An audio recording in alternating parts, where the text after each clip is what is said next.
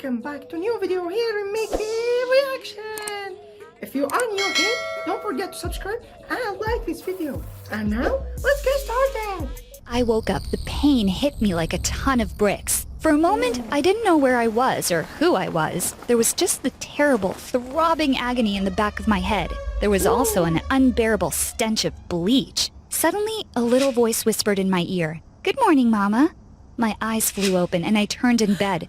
There was a pretty little girl with blue eyes and blonde hair looking expectantly at me. She must have seen the confusion on my face. "It's me, Mama," she cried happily. "It's Hannah." I was shocked and I sat up, fighting the blinding headache, but something was holding my leg down and I heard the clink of steel on steel. When I looked over, I saw a cuff around my foot, chaining me up to the bed frame. I looked around the room. I didn't even know where I was. When my hair swung in front of my face, I gasped. My brown hair was blonde now. I panicked, turned again to the stranger who was calling me her mother, but now I realized she wasn't a stranger. I recognized her little face. She was my boyfriend's daughter. Whoa, that's intense. Do you think I'm just having a nightmare? Before I continue, please click the like and subscribe buttons below. Hi, my name is Helen. This is the story of the craziest and creepiest month of my life. "What's going on?" I asked in a panic. "Where's Hank?" "Dad's just fixing something," Hannah replied happily. Then she waved her small hand to point at something on the wall behind me. "Look, Mama," she added, and I gasped. All over the wall were pictures that Hank took of me while we were dating. Hannah had drawn blonde hair cutouts and pasted them on my head to hide my brown hair. To my surprise, there were pictures of Hannah, too, and they were pasted on top of mine. There were notes everywhere saying, "My mom and me." In the middle of it all, there was a big picture of me and Hank, who looked big and muscular. He had a goofy smile on his face. There was something scribbled on top. It read, "I love my family." I was getting goosebumps on my arm. Nothing was making sense. What kind of sick joke was this? I was fighting the rising panic in my chest. I thought of my 2-year-old son Marcus, who I had left with my mother last night. I had to get out of here. I had to get home, but I was chained to the bed like a trapped animal. "Do you know how to get this thing off?" I asked her, pointing to the cuff around my foot. "And who bleached my hair?" But Hannah's attention was elsewhere. She grabbed her toys and laid them between us on the bed. "Let's play," she told me excitedly. I tried to clear my head despite my headache while Hannah played. I pressed my hands on my eyes and tried to remember how I got to this position. I remember meeting Hannah for the first time last night at dinner. We had a wonderful time. I could see Hank's proud face in my mind, beaming proudly when I said that his daughter seemed like a gifted 7-year-old. Hannah even kissed me on the cheek before she went to bed. "Last night you asked permission if you could still watch TV and write in your diary before going to bed," I said out loud to Hannah. She smiled sweetly at me. "Yes, I have to write in my diary every day." I walked from the kitchen to the living room. Your father was laughing, then I heard a thud, I added, trying to make sense of it all. Then something hit me really hard on the head. I tried to remember more, but I was drawing a big blank. Hannah suddenly laughed. "Did you have a bad dream, Mama?" she asked innocently.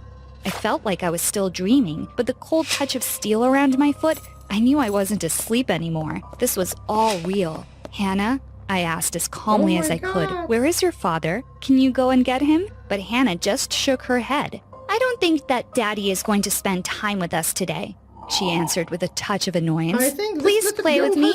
She looked at me with her piercing big blue eyes. I realized that until Hank arrived, I wouldn't get any answers. Meanwhile, Hannah was playing with the makeup she found in my bag. "Do you think I'm pretty, Mom?" asked Hannah. My heart went out to her. The poor little thing, she had no idea that her father was crazy. I wondered about the night before. Something or someone hit me really hard on the head.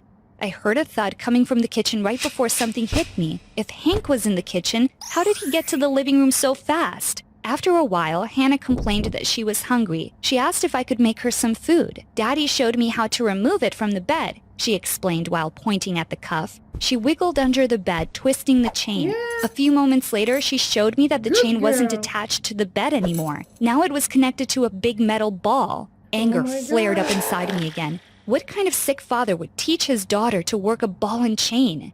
But aside from anger, I was starting to get scared. What else was Hank capable of doing to me? Somehow I managed to drag that ball out to the kitchen so I could make Hannah a snack. Then I asked her for help again if she knew how to remove the ball completely. I explained that I had to go home. My son was waiting for me. "Please don't leave me," Hannah begged, and she began to cry. Don't leave me alone here. I'm scared. But I was more worried about myself than Hannah at that point. I dragged the ball to the front door and realized that it was locked from the outside. I tried the windows. They were locked too. Feeling furious and frustrated, I even tried to break the glass, but it wouldn't break. My cell phone was gone, and I didn't see a phone anywhere. I started to pound on the glass, and I was screaming to the people I could see outside, but nobody turned to look my way. I came to a realization that chilled me to the bone. There was no way out and no one to call for help. That's when I started to cry. Hannah ran to me and hugged me tight. I didn't see Hank at all that day, but there was a constant thumping sound coming from the attic. The next morning, I finally saw Hank. He and Hannah came into the room carrying a tray for breakfast. Can I share your breakfast, Mom? Hannah said while jumping into the bed. I looked angrily at Hank and I demanded that he release me, but he never said a word. I grabbed his hand. What kind of sick joke is this? I cried out. I started to shout, but Hannah covered her ears. Please don't fight, she said, and she started to cry. Hank looked me straight in the eyes. I was shocked with what I saw. His eyes looked dull and full of sadness. This is for the best, he said before leaving. This is for the best, Hannah. I spent the next few days chained to that bed. Hannah was my constant companion. My heart was bleeding for this poor little girl. She seemed so starved for a mother's love and affection. Everything she made, she showed to me with such hope and excitement on her face. She talked constantly about the new things she learned, like the animals in Australia. I hated Hank for keeping me locked up like this. But now I was afraid of him too. He was a totally different person from the man I thought I was falling in love with. He was sullen and withdrawn. He never even looked me in the eyes anymore. The days went on. I had to fight the urge to cry and panic when I thought about Marcus. I needed to find a way to escape so I could get to my son. So I formulated a plan. I knew I wasn't strong enough to go against Hank physically. I hoped that the only reason why I was still chained up was because Hank was afraid that I would run. I had to prove that I wasn't planning on going anywhere. So I gave in to Hannah's hugs and cuddles while waiting for my chance. I made her laugh. I played with her. I made her little treats in the kitchen. I worked on the perfect mother persona for weeks. I even scolded her a bit for watching those reality TV shows that were way too mature for her. Finally, my plan was working. Hannah started to complain that I couldn't properly play with her if I was always dragging that ball around. She begged her dad to remove it, and he did. A few more days passed. Holding and hugging Hannah almost became second nature by now. She was an easy child to love, and I pitied her more than I could say. She couldn't leave the house. She didn't even go to school anymore. One night, she came to my room to tell me about her reality show. She said the people in her show went to a restaurant near their house. Please, can we go? She begged Hank.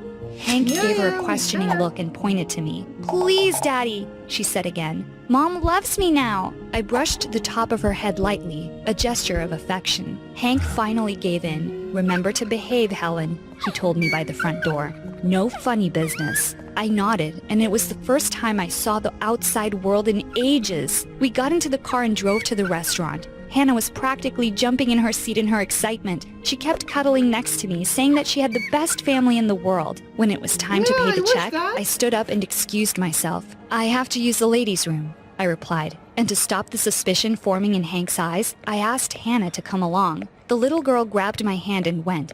I led Hannah to a stall, and I went to the one next to it. As much as I wanted to take care of Hannah, I needed to leave her father. I needed to escape. So before I left the bathroom stall, I quickly got my lipstick and smeared a message on the door. It was my only chance to get some help. I didn't have an address or a phone number, but I knew the plate number of Hank's car. When we were walking back to the car, we heard shouting coming from the restaurant. My deliverance came in the form of waiters and waitresses running to my rescue. Somebody had seen my note. I was saved. The police arrived soon after. They handcuffed Hank in front of me. I finally got my vengeance. Now it was going to be his turn to feel how terrible it is to be locked up. Hannah was crying the whole time. I took her in my arms. Please don't let them take my daddy away, she cried to me. I tried to comfort her as much as I could. The poor little girl was being traumatized again. But the cops also took Hannah away. She was being sent to a social worker. As much as it hurt to let her go, my arms were craving to hold my son again. I finally went home, and my life gradually went back to normal, despite meeting with the police all the time. I told them about the night I fell unconscious. They assumed that Hank must have run to the living room the moment that his daughter left. They said that it was an open and shut case about a man who was obsessed with finding a mother for his child. I tried to stop thinking about it. Besides, I wanted to make up for all the time I'd lost with Marcus. I hugged him as tightly as I could, feeling that I would never let anything bad ever happen to my son. I would do anything for him. But something kept bugging me about the whole ordeal. As much as I hated and feared Hank, I couldn't shake off the feeling that there was still some stone left unturned. I also felt guilty about Hannah, so I went to visit her, just to see her one last time. She sobbed when she saw me and she held out her little arms. "Did you come to take me home, Mom?" she asked with so much hope and heartbreak. "I'm sorry, baby," I whispered to her. "I can't be your real mother." I felt so sad. There was no way I could get Hannah. I felt so guilty about leaving her. She was just a little girl. But the moment I said that, her face changed. Gone was the angelic face I had known. She snarled like an animal. "I thought you were different," she said with a sudden raspy voice. "But you're not any better than them." Poor Hannah thought I was abandoning her. In her anger, Hannah grabbed the only thing next to her, which was her diary. She flung it at me and it fell on the floor. I bent down to pick it up. Meanwhile, Hannah was flinging curses at me, awful words that no 7-year-old should or could know. I thought it was because of all the reality shows that she watched, but then I saw the drawings. I flipped through the pages of that diary. There were drawings of different girls, all with blonde hair and blue eyes. There were notes on each page, stating their names along with the good and bad things about them. There were dates, too. The first entry was dated 10 years ago. "What is this?" I gasped. By now, I had noticed my own face, perfectly drawn near the last page of the diary. "Give that back," Hannah growled. I was trembling from head to toe, but I didn't give it back to her. I knew I was holding the most important piece of evidence in my own kidnapping case. Things were starting to make sense now. Hank wasn't acting alone. "What did you use to hit me on the head?" I asked in horror. "I threw a boomerang at you," she replied, "right after I shot a dart at my dad because he said he was tired of playing my game. When he finally woke up, he begged me not to hurt you. But he loves me, and he always does what I say. He's been doing it for years."